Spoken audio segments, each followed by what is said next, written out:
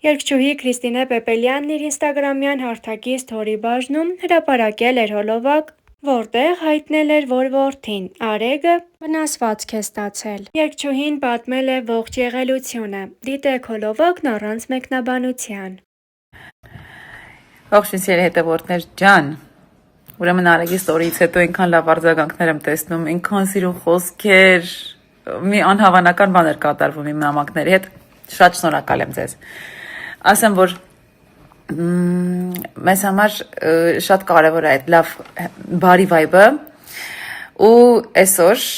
Արեգի հետ ունեցել ենք հետաքրքիր օր, հեսա կամաց պատմեմ, թե ինչեր է եղել, որովհետև շատ ակտիվ օր է ստացվել։ Ձեզանից շատերը հարցնում են Արեգը ինչ սպորտով է զբաղվում, ուր է գնում, ինչ պարապմունքներ ունի, ասեմ, որ ինքը բավականին զբաղված է, գնում է ֆուտբոլի, շատ է սիրում ֆուտբոլը ու այսօր ֆուտբոլի խաղում էր, առաջին անգամ խաղալու են ուրիշ թիմի հետ։ Հիմա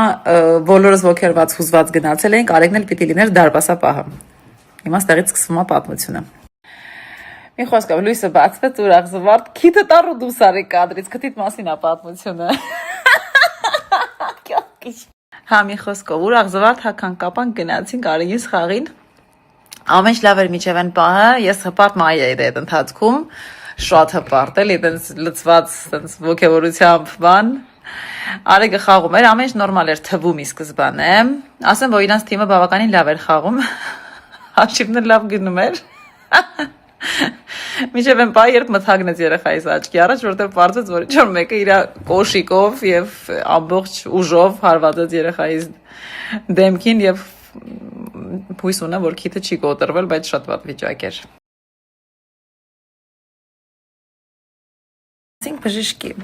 Գնացինք բժիշկի, օրը կիրակի է, դե այդքան էլ հեշտ չի բժիշկ գտնել այստեղ, դե ամեն ինչ նախորոք անես, շատ նախորոք։ Գնացինք բժիշկի, մի հատ գրասենյակ էր, որտեղ որ տենց արագ բժշկական օգնություն են ցույց տալիս մարդկանց, մեր տանը շատ մոտիկ։ Մի հայկին էր աշխատողը, ասացի, որ ինձ թվում է, որ Արեգի քիթը կոտրվել է, ուզում եմ, որ նկարվի, ասեց, օքեյ, ոչ մի խնդիր չկա, կնկարենք։ Վերջը գրանցումներն արեցինք, ինչ որ պետք էր արեցինք, նստեցինք, որ կանչեն։ Հա, վերջը Արեգին 2 ժամ հետ, 2 ժամ տևեց մինչև այնտեղ նստեցինք, սպասեցինք երկար բարակ բան, մարդիկ շատ էին բան։ 2 ժամ հետո կանչեցին մեզ ներս, ասացին, որ անպայման պետք է նկարվի էլի քիթը, դե ասի, հա, դրա համար ենք եկել, որ պետք է նկարվի, որտեղ հենց սկզբից ասել ենք, որ կոտրված երևույթ ունի, պետք է նկարվի քիթը, վերջը ասեց, հա, բայց ճիշտ ասած մեր նկարող բժիշկը չի եկել այսօր 2 ժամ հետո։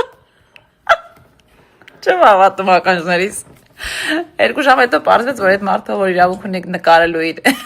երեխայի քիթը, չի եկել այսօր աշխատանքի ու չի կարա նկարի։ Ու մեզ առաջարկեցին, որ կարելի է գնալ մանկական հիվանդանոց, օրինակ։ Բերդ 2 ժամվա մեջ ես չէի ֆայմել, որ կարելի է գնալ մանկական հիվանդանոց, վերջը 2 ժամ սպասելուց հետո սպասում այդ առաջարկության, այսինքն դրա համար է եկել, որ ինչ որ մեկը ինձ առաջարկի գնալ մանկական հիվանդանոց։ Մի խոսքով տենց 2 ժամ սպասեցինք, որ մեզ խորհուրդ տան, որ պետք է գնալ հիվանդանոց, ուրախ զվարթ վեր կացանք եկանք տուն, մեր ուռած քիթն առած, Արեգս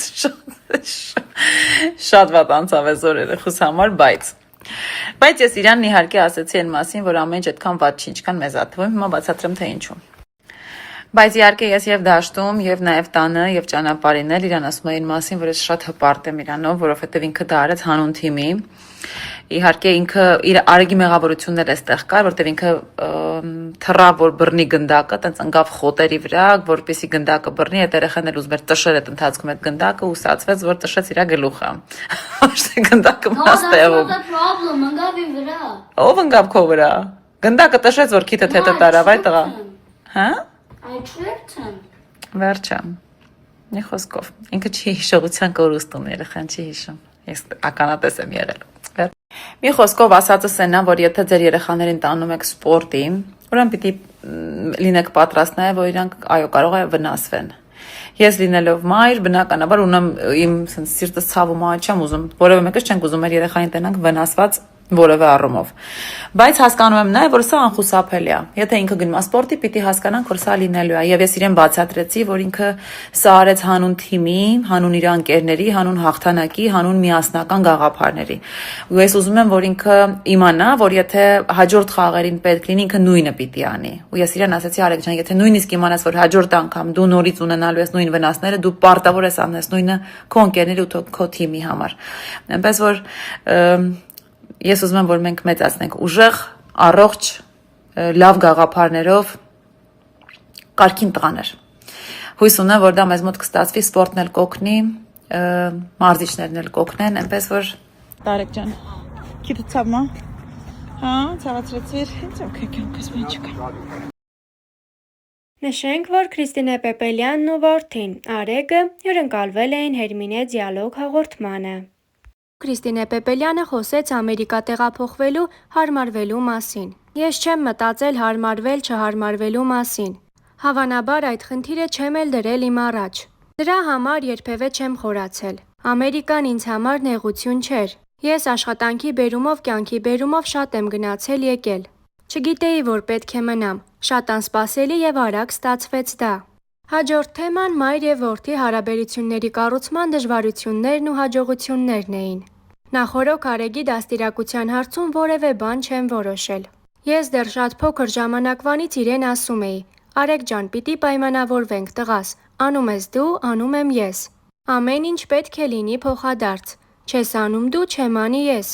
Նա չի հասկացել, որ կարող է կամակոր լինել, չգիտի ձևը դրա։ Նա գիտի, որ լացով առաջ չի կարող տանել իր ասածը։ Ես իր հետ կապված ամեն բան վայելում եմ, որովհետև աշխատանքի բերումով շատ ժամանակ չեմ ունենում։ Խոսելով առօրյա ծանրաբեռնված աշխատանքային գրաֆիկից Քրիստինե Պեպելյանն ասաց. Ես չգիտեմ հետո ինչ կանեմ։ Ես ոչինչ անել չեմ կարողանում բացի երգելուց եւ դասավանդելուց։ Անում եմ մի բան, որը սիրում եմ, որը ինձ դուրեկան է։ Ես բիզնես ուղեղ չունեմ եւ չեմ կարողանում բիզնես մտածել։ Ես չեմ ուզում ավելին ռիսկերի, տարատեսակ գործերի հաշվին։ Գնահատում եմ այն աշխատանքն այն տարիները, որ ես չարչարվել եմ անունիս համար։ Պատրաստ չեմ իմ անունը մի կողմ դնել եւ անել անհասկանալի ինչ-որ բաներ։ Խոսք եղավ նաեւ հայ արտիստներից, Պեպելյանի կարծիքը այսպիսինն է. Մեկ-մեկ ինձ բռնում եմ այն մտքի վրա, որ հայրեր, որդիներ իրականության մեջ ենք։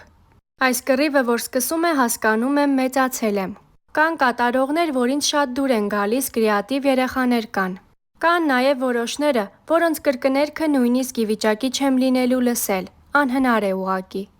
Նոր սերնդին եմ դիմում, մենք թոշակի չենք գնալու։ Քրիստինեն ցավով խոսեց նաև ներկայիս իրականության ոչ դահլիճային համերգներից եւ բլոգերներից։ Մարդիկ հիմա այնքան կարիք ունեն դահլիճների։ Մենք բոլորս տեղափոխվել ենք բանկետ հոլեր, ռեստորաններ, անպայման պիտի ուտենք երաժշտության ժամանակ։ Ոնց կլինի առանց ուտել նստենք։ Մենք լրիվ ուրիշ տեղ ենք հիմա եւ ինձ համար անհասկանալի է, ոնց կարելի է ինչ-որ մեկին սիրել, ասել այո, կարելի է գնալ այս մարդու համերգին ու տոմսերը պատվիրելուց ասել ինչ ենք ուտելու։ Ինչի համար է պարտադիր, որ ինչ-որ բան պիտի ուտենք։ Հիմա YouTube-ն ու մեդիաները մարդուն հնարավորություն են տալիս, որ մի օր արթնանան ճանաչված։